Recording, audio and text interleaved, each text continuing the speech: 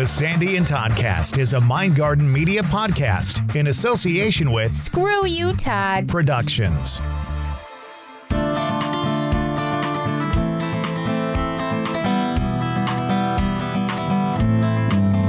Another Sandy and Toddcast and another twisted tale to tell on today's podcast. We haven't done this in a while, and I'm really excited to do it again. A fresh, new Twisted Tale right here for episode 12. We're going to dig into the Winchester Mystery House. A lot of people, we kind of all know the story on this. There's some new information, and we're going to share that as well today. So stick around. Season 4, episode 12, Twisted Tale, the Winchester Mystery House, is next on the Sandy and Toddcast. Feeling a bit lost? Not sure what's holding you back? A transformational tarot session with Eclectic Path Wellness can provide the guidance you need, combining tarot and coaching to help you understand and navigate the changes you may face. Heal, empower, and clarify your path. Connect with us on Facebook at Eclectic Path Wellness.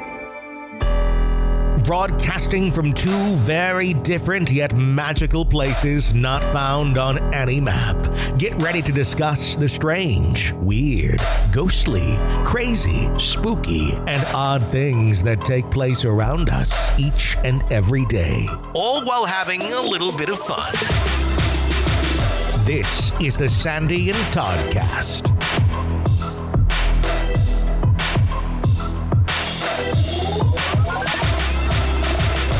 Welcome to the podcast, season 4, episode 12. When we're done with this, 4 more episodes, and then big break. Big break. I don't even know. How long do we usually take a break? A couple weeks, right? A couple weeks, yeah. But then we've got some bonus episodes and some fun stuff in between, which I love doing that. I always think that's kind of really cool to be able to break the action for us a little bit, but everybody else can just continue to get some content and some fun, even when we're taking our little break to, what's the word I want? Kind of reassemble and get ready for the next season. I mean, we've got, so basically our last podcast should be on May 1st. Right. So that would mean then we could take 3 weeks off, maybe a bonus or 2 in there, but then you've got Memorial Day weekend. So we really don't want to put out a new podcast on Memorial Day weekend. So I think it might be the following week after that. Yeah, which is a good idea. And I think we have enough content that we could do bonus episodes right through May. So that'll be perfect. That'll actually work. And they're cool things, too. They're going to be really neat stuff. So, yeah. And then we'll head into season 5. And not long after we head into season 5, I'll be going out there to see you with Dave. Right. And so maybe we can do something really special while we're out there, as you drop chips all over the floor. Listen, I did not get a chance to really eat today. And you said you didn't eat, but I'm eating some chips. I love salty snacks. I'm probably jealous because I'm hungry. She's like, what are you eating? Are those Doritos? No, they're just chips. Are those potato skins? No, they're just chips. Because I'm asking you all my favorite stuff. I love those potato skins. They're the generic ridged cheddar and sour cream potato chips. You know what I like? You're going to laugh at me because you always do. But I like the dill pickle flavored ones. Oh, that's good. That's good. Those are really good. Those are super good. I like salt and vinegar too. I really like those are just, Oh my gosh. Those are my favorite in the world. And it's funny because some people hate them. Like just absolutely hate them. I don't know. I love them. I always have. They're wonderful. I used to get this gourmet popcorn. They don't sell it anymore. It was a local business. And they would do the salt and vinegar popcorn. It was to die for. See, now, why don't you do that? Why don't you do that for a business? Make popcorn? Why not? I mean, you love Nuts on Clark. We could, it could be the Sandy and Todd corn or something. I don't know. Todd corn. Well, it's funny you say Nuts on Clark because I was just telling Dave the other night that we're not going to get Nuts on Clark on the way out to see you, because we don't have as much time in between the 2 flights when we get to O'Hare in Chicago. But plus, what are we going to do for 4 days with a bunch of popcorn? So, and what am I going to do? Just eat it? Could be Sandy's Nuts and Todd's Corn or something like that. Sandy's Nuts and Todd's Corn. Or opposite. So we're going to get it and take a whole bunch of it home. Nuts on Clark. Listen, buddy. I had to listen to you make fun of me forever about Nuts on Clark, but it's here to stay. It's here to stay. I want to give everybody just a little look into pre-podcast. I knew you were going to do that. Because, again, we... And then I'll give the context around it. Of course. But we were very busy this week. Certainly I was. Yeah. And so we didn't have a chance to really get together and talk. But we've been messaging here and there. And you got stuff going on with your dad. And your husband's doing jury duty. So you're busy doing, all sorts of stuff going on this week. And I'm getting ready for jury duty. So I know. So I said to you, what's your number? I don't know. It's up somewhere in the paperwork that's laying in the dining room, which is, Sunday night, about 15 minutes before I have to make the phone call. I'll go get it and I'll look at it all. And then I'll determine if I'll call and see what happens. So. Well, I hope you don't have to, but I'll tell you, this case that Dave is doing is fascinating. So I've been called every 10 years. I get summoned. And I haven't had to do it in all these years. But Dave never had before. And the first time he ever gets a summons, he ends up on a huge trial. So pretty amazing. So beforehand, we kind of always do a rundown of like what's going on in our lives and blah, blah, blah, blah, blah. And you just, all of a sudden, boom, all this stuff was going on. And this is what I got going on. And I'm doing this and I'm getting these shots and all this stuff. And then I just want to use 4 words to sum up what that conversation is usually like. And there are 4 words from your voice. How can I love you and hate you at the same time? Oh, it's possible. Trust me. You just ask Lisa about that. So listen to these 4 words, everybody. My vagina, my boobs. That pretty much says... My vagina, my boobs. Now here's the context of it. It really doesn't matter because when you have somebody that says my vagina, my boobs in a conversation. I was talking about the last couple of years. It's sort of like even though I am diabetic and it's a very serious disease to have, I've been able to, do really well with it, extremely well. I'm very well controlled, but that doesn't mean that, getting older doesn't affect me and everything. And it seems like in the last 2 years, everything, or a year and a half, everything just kind of exploded. I'll tell you what it is, because I agree with you 100%. Like my 40s were good for me, but I hit 50 and things started going downhill. Yeah, it's true. It's like once you hit that certain age, so it's like I had issues with the gynecologist and I'm fine. Everything's okay. But it's just the idea that, the gynecologist, then my mammogram, and then my eyes. Now I'm getting injections in my eyes. And this is all within the last year and a half. I'm like, what the heck? And we had COVID, so there's, injections for that, right?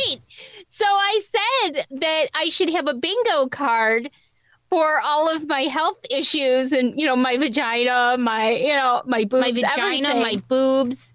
My vagina, my boobs. Oh, I'm going to hear that for the rest of my life. I'm keeping that on my desktop on the computer. So at any time, I can pull that up and just play it. That's nice, you big jerk.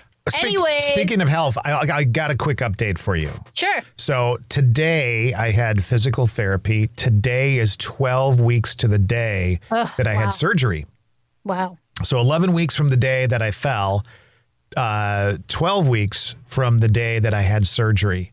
And I actually hit 94-degree bend in my knee. Yay, I am so happy. I am so there's actually talk now about maybe ditching the brace soon. Wow. That's, and how are you in the grand scheme of things? Because I know they said 6 to 7 months for a real recovery. Well, it's going to take a while before the muscles, my muscles,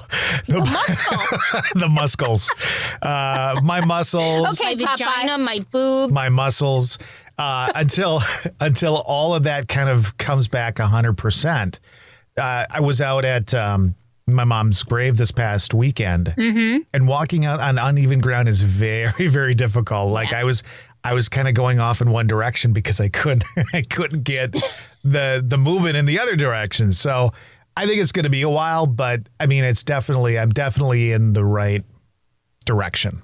So Well, now we were just saying it'll be 10 weeks until we come out. And I would think by 10 weeks, you should be in pretty good shape. If you're at 94 degrees and you're getting yourself aligned and everything, I think you should be in good shape. Plus, we can when we go up to Washington Island, we can bring the car. So it's not like we have to walk really long distances. Oh, no, and I wouldn't do that anyway. Right. We can just rest. We can, if we're walking around town, we can do whatever we need to do. Stop, have drinks along the way. We'll have to do a little mini bar hopping and have some fun. And I don't think there's a ton. Here's what you got to remember about Washington Island. It's not that big. So there's like maybe 2 places and there's one grocery store and, Well, we got to do our bitters. You can watch me if you don't want to do it. I'll go. I'm not going to do bitters again, though. All right, just come with me. Of course, we'll go there. Maybe we'll have lunch there. Who knows? That would be fun. And then, but I'm thinking Sister Bay, too, because I'm sure there's plenty of shops and stuff like that and probably plenty of establishments to go. We're going to get all fat and sassy. We got to go to Shipwreck for sure because you want to go there, right? Without a doubt. I kind of want to go, if possible, to like all the places that were of course in the show. And, partially because it is so interesting. And that's what made me really enjoy the show. But partially because I'm kind of sentimental because that's when we started talking to each other when I watched the show. So it'd be kind of cool. It sort of feels like full circle to me that we're getting to go and we're getting to, I get to experience now the stuff that you were experiencing. So that's pretty cool. Here's what's kind of crazy when you think about it. There was a point in time when you and I didn't know one another, and now we know each other so well. My vagina, my boob. We could talk about just about anything. I told you, you are my brother. So I guess, it's like I can talk to you about anything. So my vagina, my boobs. Would you talk to your brother about your vajayjay? No, probably not. You're like my brother that I could actually talk about these things with. Are you kidding me? My brother Sean? Like I would want to even open that can of worms. That's an interesting thing to call your vagina, but you're horrible. So anyways, so I'm glad to hear that you're doing better. I feel like I bug you when I ask you every week. I'll say, okay, when's your appointments this week? And here's what's interesting about it, though. How did you do with your appointment? I don't want to bug you about it. So I'm down to 1 time a week now. Right. And it was a week and a half ago that I went. And the time before that, it was really difficult to bend my leg. Like I still had where it was really, really difficult. Right. Last week was a little bit better, but the pain is still there when I bend. Like the pain is still really at 94 degrees.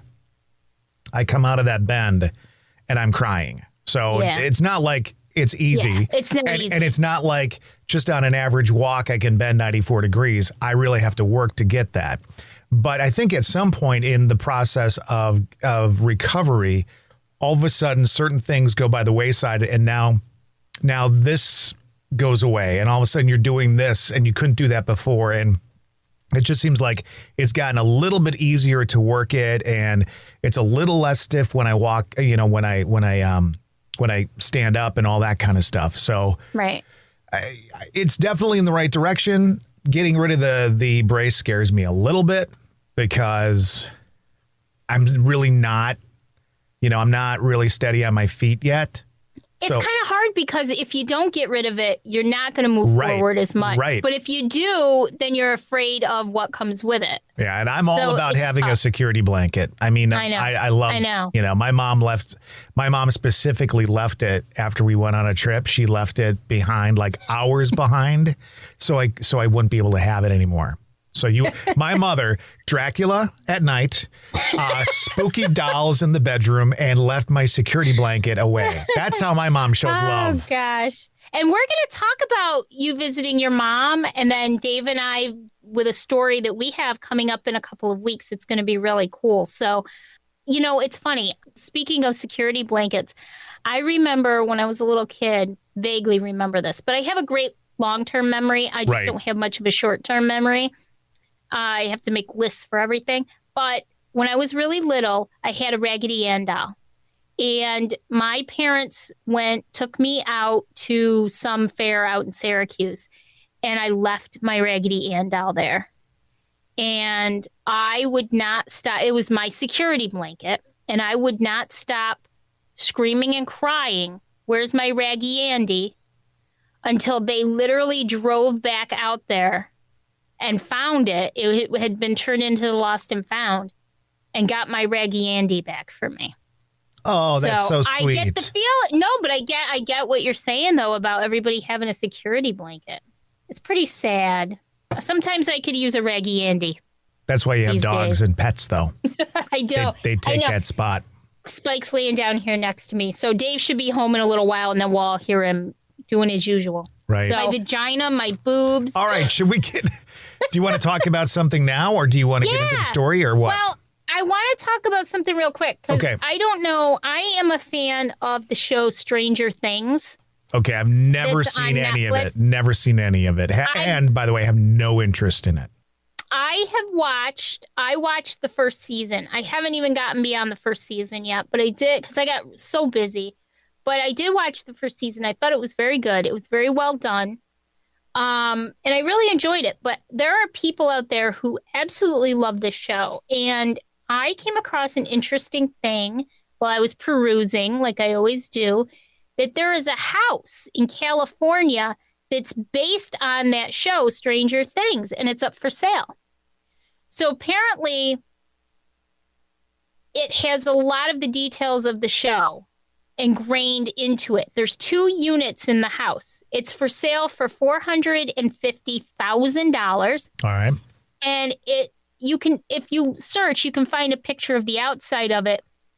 It has the famous alphabet wall, and my Stranger Things fans will know exactly what I'm talking about.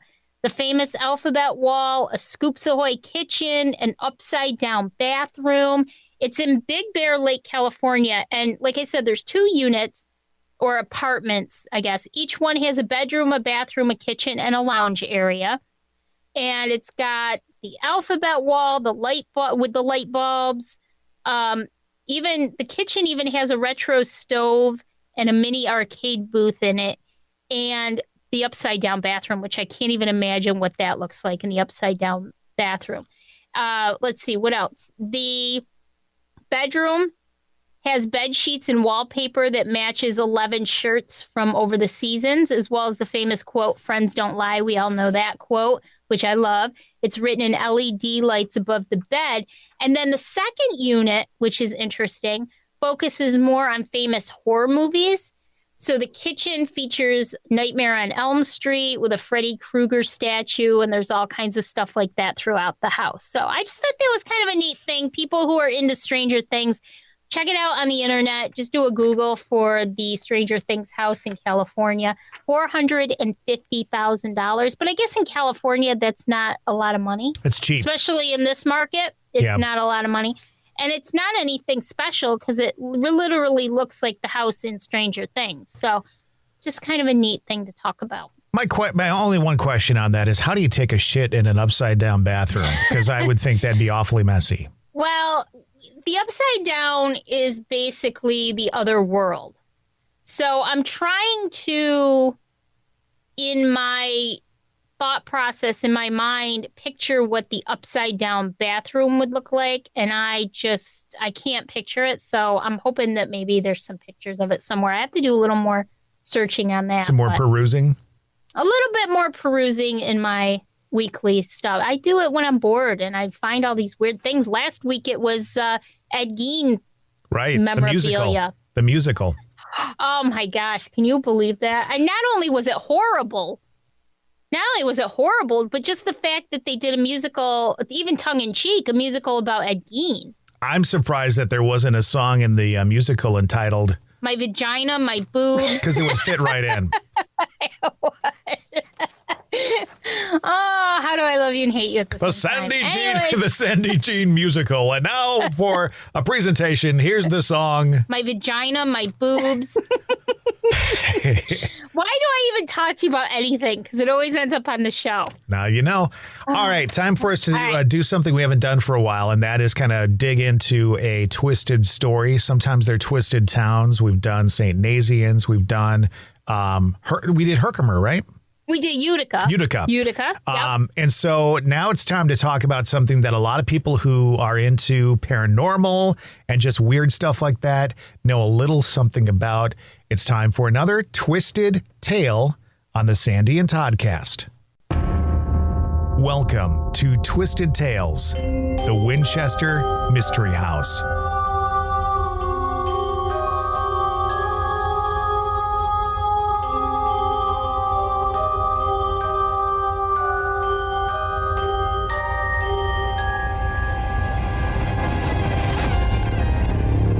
The story starts in New Haven, Connecticut, where Henry Smith and Daniel Wesson bought the designs for a failed repeating rifle, made improvements on it, and began looking for investors in the project. Enter Oliver Winchester, a clothing manufacturer.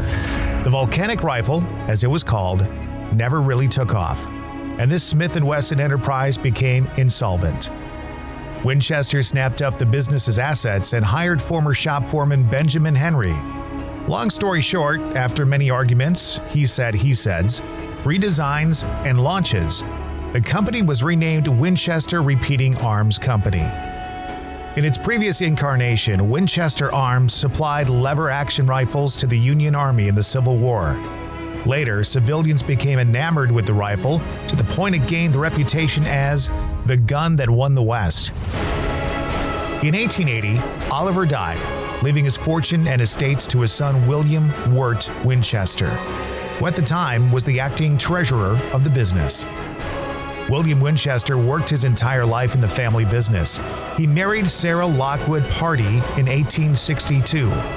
They had a daughter, Annie Pardee Winchester, in 1866. Annie died at 5 weeks old of severe undernourishment. Then between 1880 and 1881, Sarah Winchester lost her mother, her father-in-law, and her husband, who died of tuberculosis. This made Sarah Winchester one of the richest women in the world, with an inheritance of $20 million, equal to nearly $536 million today, and 50% ownership in the Winchester Repeating Arms Company. In 1885, after the devastating loss of her entire family, Sarah moved west to San Jose, California, where she bought a small, 2-story, 8-room farmhouse and many other properties. She's most known for Leonada Villa, that farmhouse, because she used her vast fortune to continually make renovations to it, until it became unrecognizable and is known now as the Winchester Mystery House. Here are some interesting features of the Winchester Mystery House. It's 24,000 square feet, has 10,000 windows, 2,000 doors, 160 rooms, 52 skylights, 47 stairways and fireplaces, 17 chimneys, 13 bathrooms, 6 kitchens, and has stairways to nowhere, corridors that end in drop-offs, and built at a price tag of $5 million back in 1923, or about $71 million today. The Winchester Mystery House has made several top mystery and paranormal lists, including a top destination for USA Today, a most mysterious place on Earth on MSN, top 10 haunted place on The Travel, a top haunted destination on the Travel Channel, a top 10 haunted place from Time Magazine, and a top 10 best haunted destination by USA Today.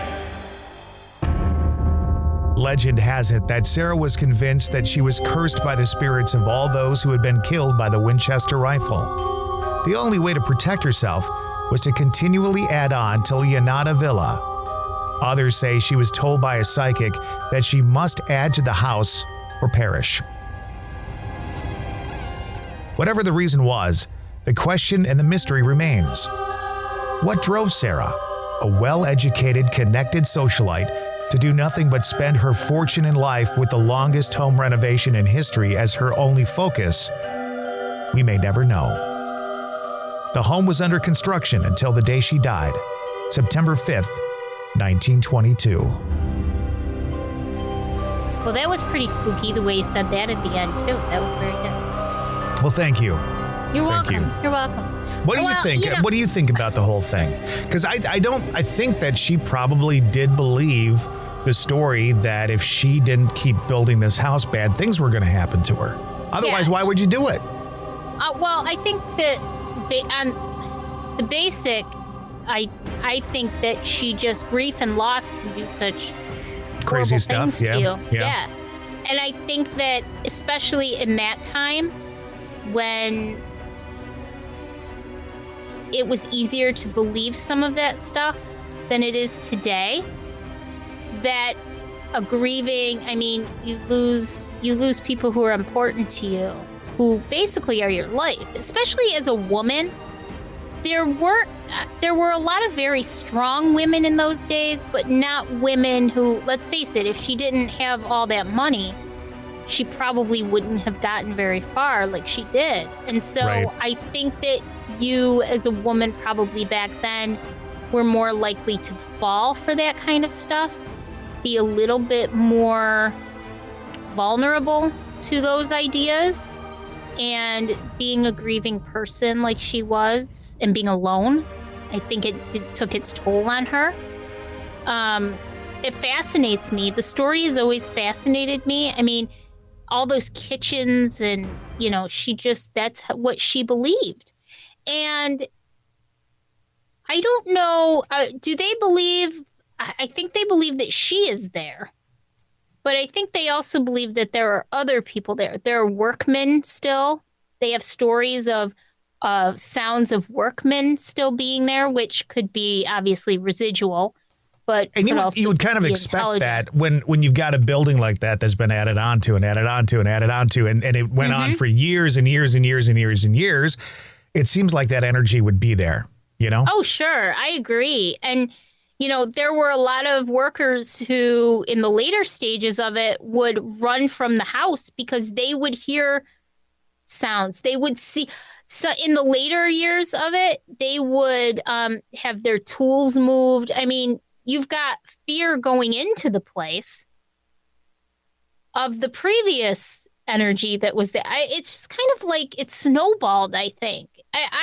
To me, it's not even as much of a ghost story as it is of a sad story of a woman who was driven to the brink of, madness and vulnerability at the hands of people who I don't know, maybe were trying to make money from her by telling her these things. Because if you tell her these things, she's going to keep coming back to you, right? And she's going to keep paying you money, right? Because you're guiding her, you're helping her. Remember, too, like back in the spiritualists' time in life and all that kind of stuff, a lot of people did believe in ghosts and stuff like that and were willing to try just about anything to communicate. And so there were a lot of snake oil sellers out there and stuff like that, And there were. Here's the thing, though. I mean, maybe let's just take a step back and take a different view of it. Let's say somebody contacted her, or she contacted somebody, and they gave her the advice of keep doing this so that, you can repay what this gun has done to society, blah, blah, blah, blah, blah, blah, blah. Right.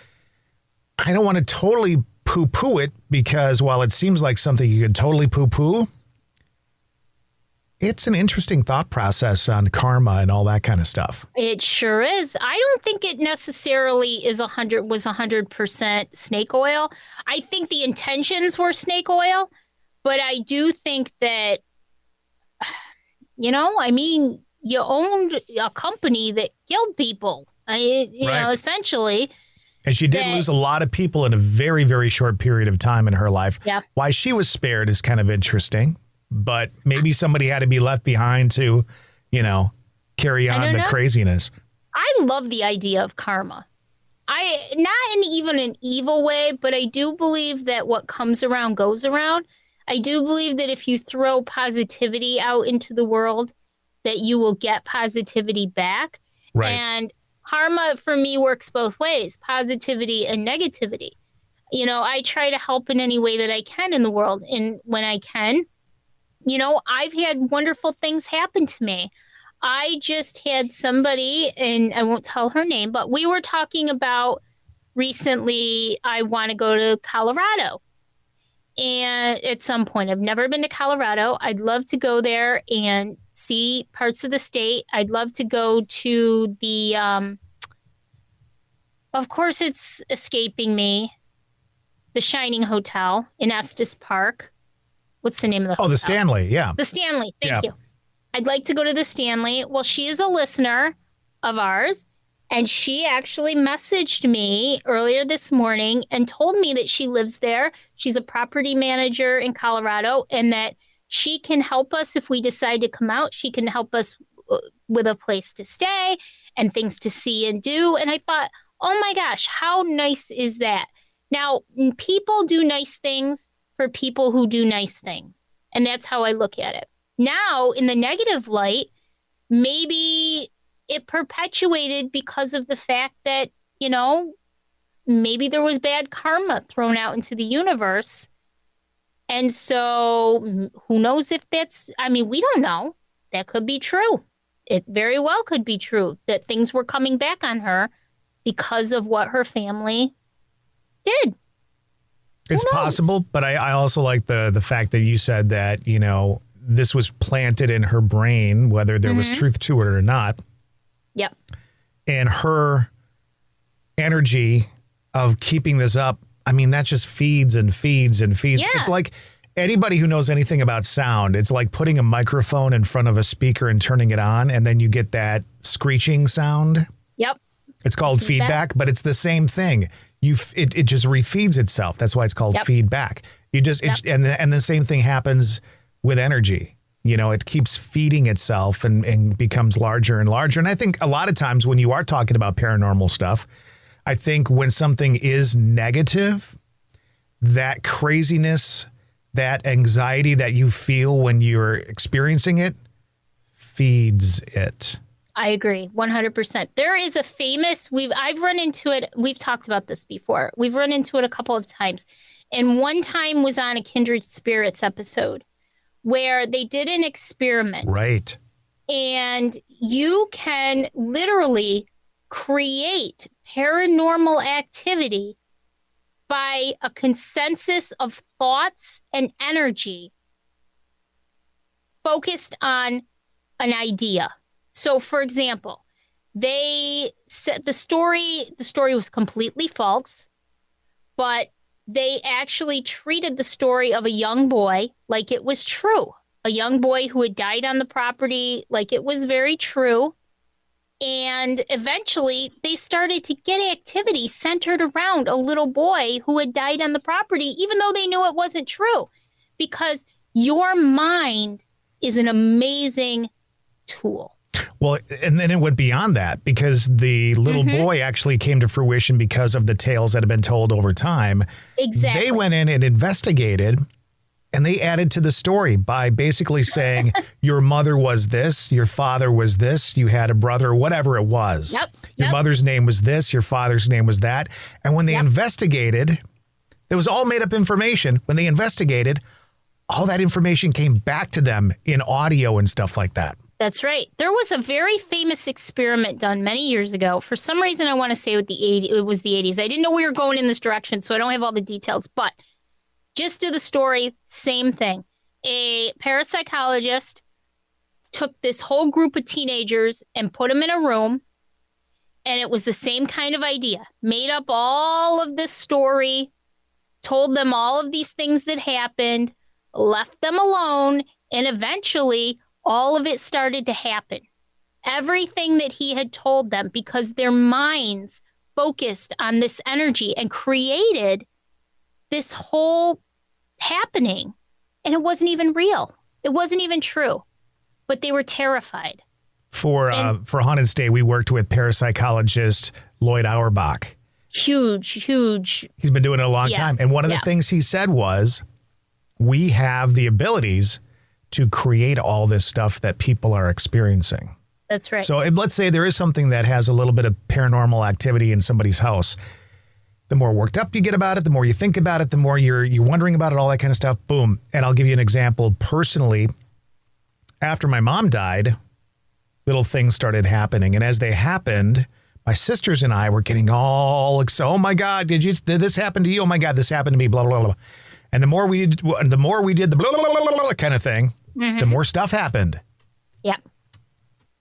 Yeah. Yeah. I mean, I actually, believe it or not, when I go into an investigation, that's actually in the back of my mind, especially when I'm reviewing evidence. When I'm sitting in a room, that stuff is always in the back of my mind, because what are we creating ourselves?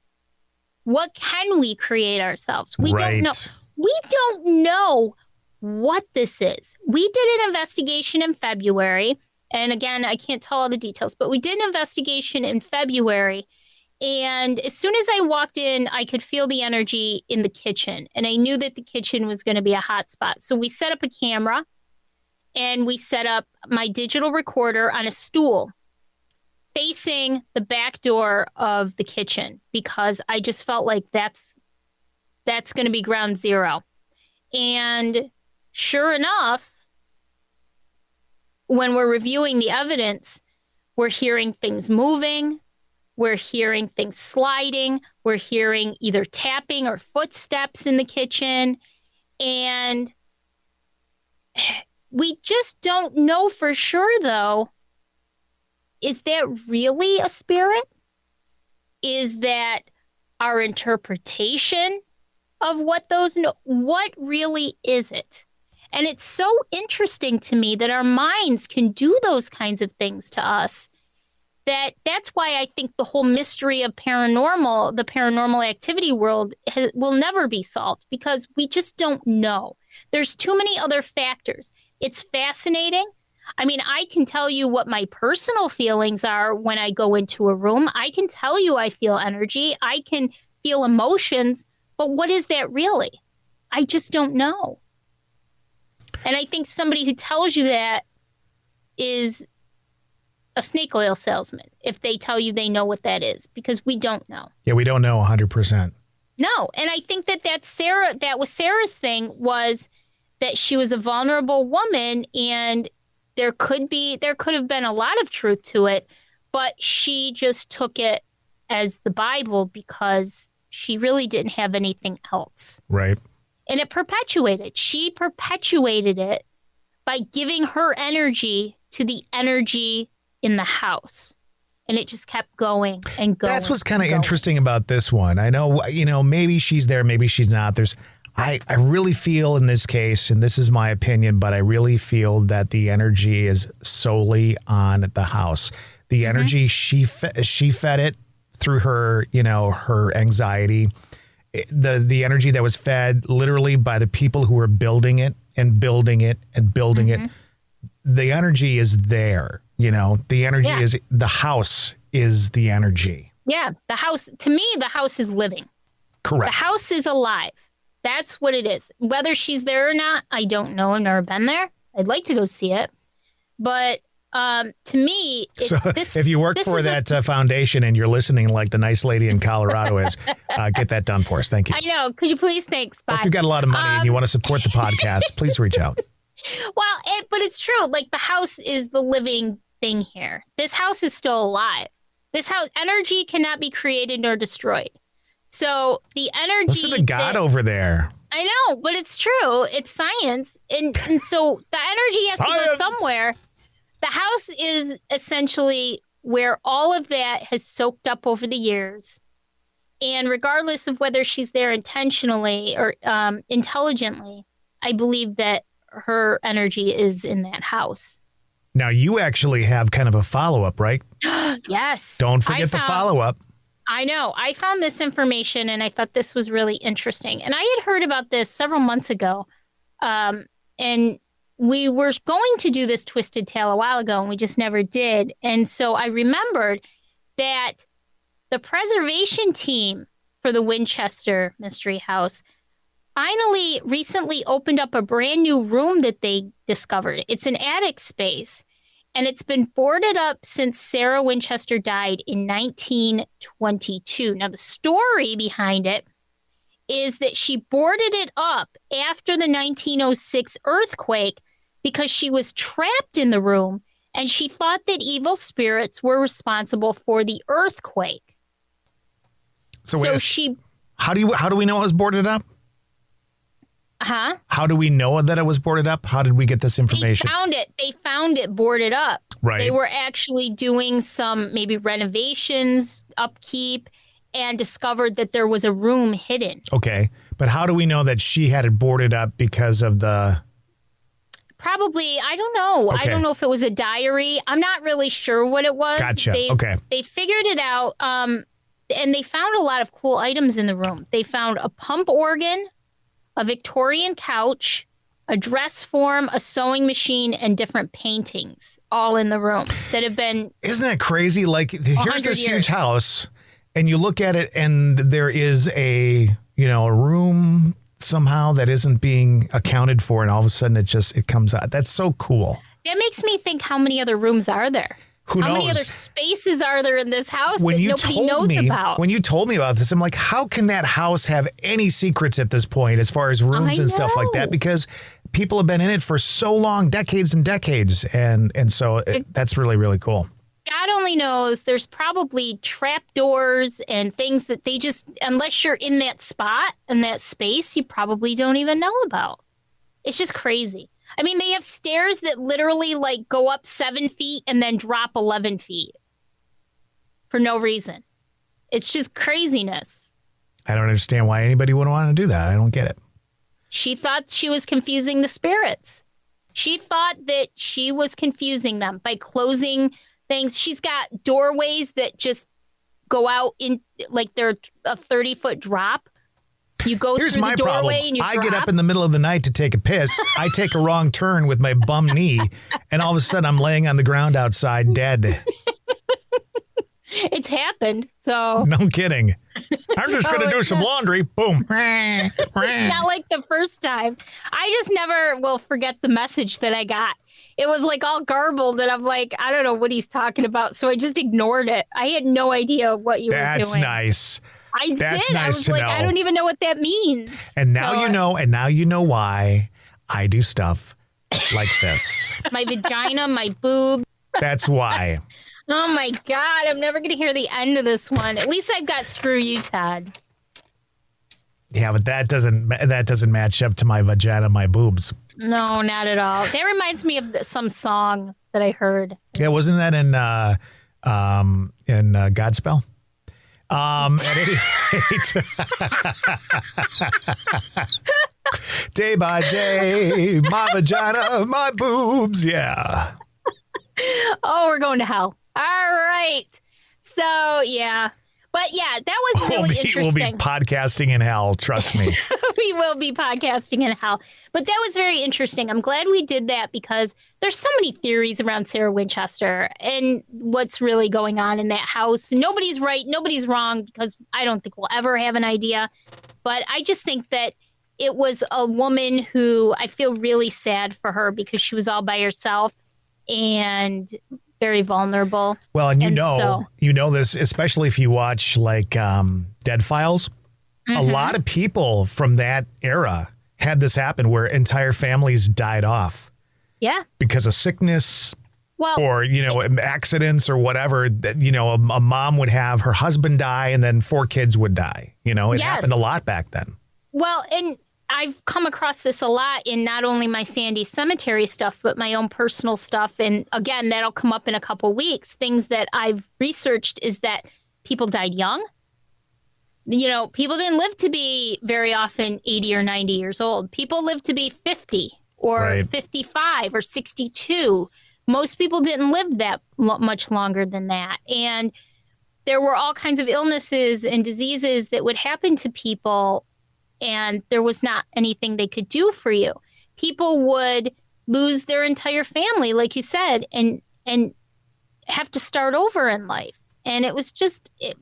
those times were very sad. And Sarah died in 1922, so you can imagine the lifestyle that she lived back then and her fear of, am I next? Right. Yep. What can that do to you? And I just keep thinking about that Victorian couch, and oh my God, that's a legit Victorian couch. I can't even imagine. I have to see if I can find a picture of That's that. what you need. You need a Victorian and a couch in that house.